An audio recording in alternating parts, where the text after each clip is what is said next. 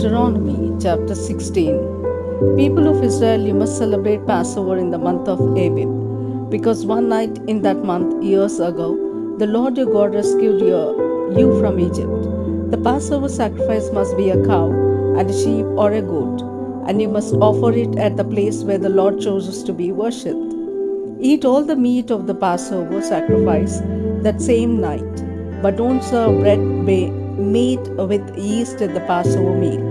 Serve the same kind of thin bread that you ate when you were slaves suffering in Egypt and when you had to leave Egypt quickly.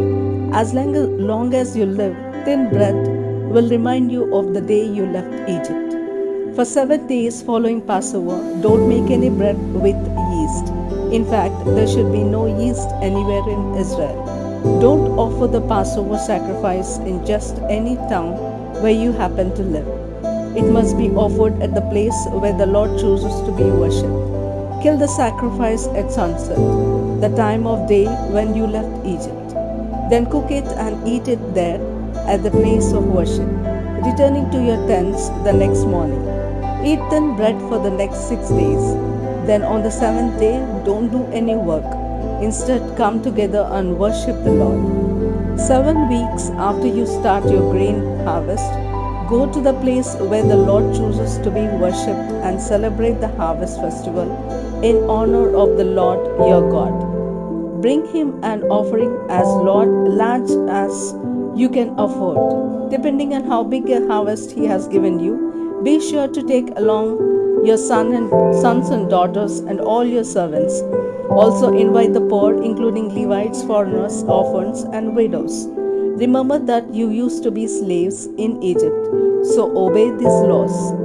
After you have finished the grain harvest and the grape harvest, take your sons and daughters and all your servants to the place where the Lord chooses to be worshipped. Celebrate the festival of shelters for 7 days.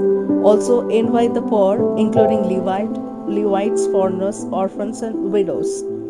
The Lord will give you a big harvest and make you successful in everything you do. You will be completely happy, so celebrate this festival in honor of the Lord your God. Each year there are 3 festivals when all Israelites men must go to the place where the Lord chooses to be worshipped. These are the festival of thin bread, the harvest festival, the festival of shelters, and don't forget to take along a gift for the Lord. The bigger the harvest the Lord gives you, the bigger your gift should be.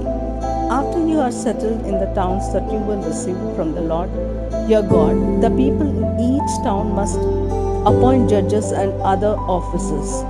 Those of you that become judges must be completely fair when you make legal decisions. Even if someone important is involved, don't take bribes to give unfair decisions. Bribes keep people who are wise from seeing the truth and turn honest people into liars. People of Israel, if you want to enjoy a long and successful life, make sure that everyone is treated with justice in the land the Lord is giving you.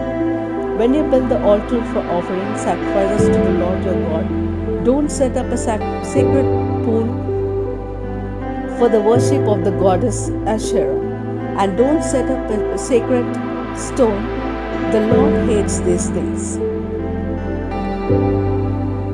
Deuteronomy chapter 17. If an ox or a sheep has something wrong with it, don't offer it as a sacrifice to the Lord your God.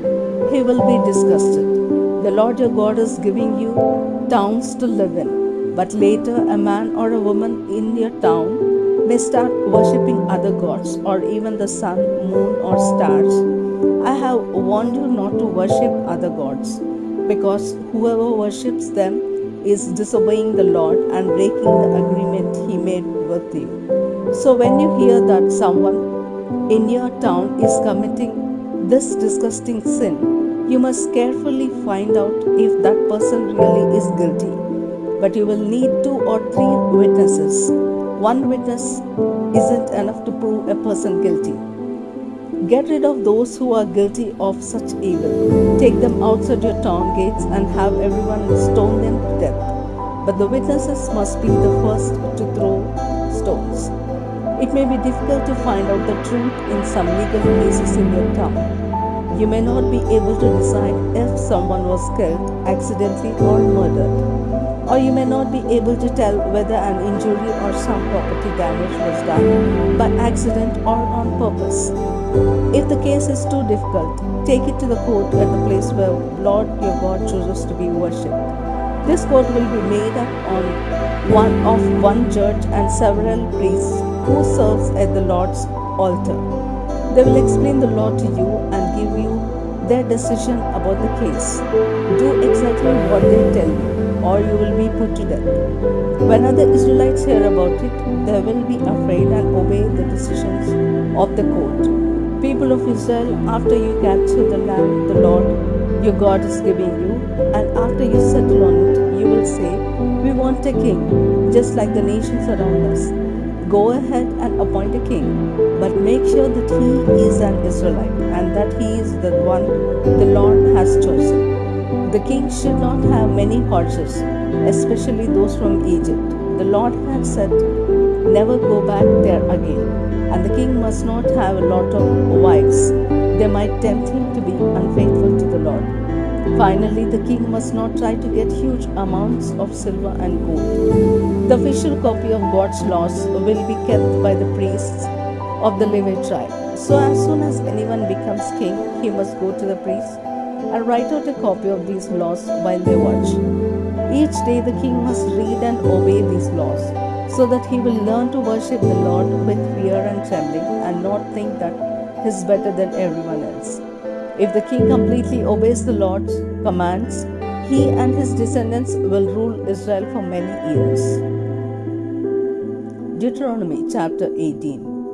The people of the Levite tribe, including the priests, will not receive any land. Instead, they will receive part of the sacrifices that are offered to the Lord, because He has promised to provide for them in this way.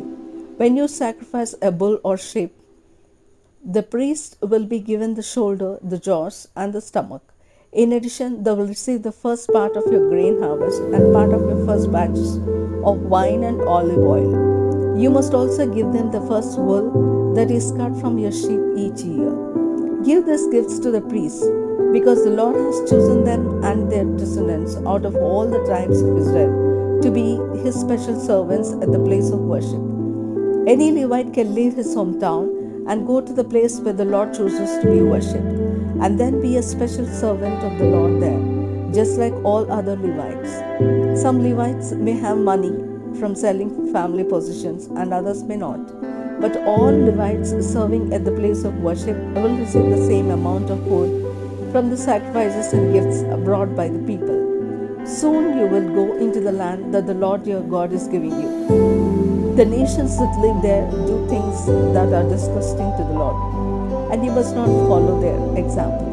Don't sacrifice your son or daughter, and don't try to use any kind of magic or witchcraft to tell fortunes, or to cast spells, or to talk with spirits of the dead. The Lord is disgusted with anyone who does these things, and that's why He will help you destroy the nations that are in the land. Never be guilty of doing any of these disgusting things.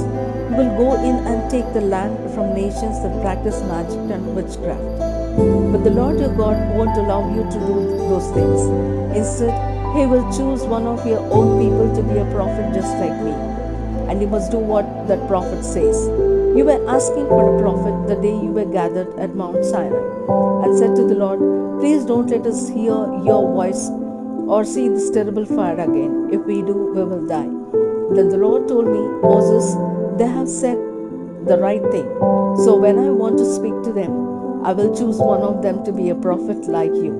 I will give you message to the prophet, who will tell the people exactly what I have said. Since the message comes from me, anyone who doesn't obey the message will have to answer me.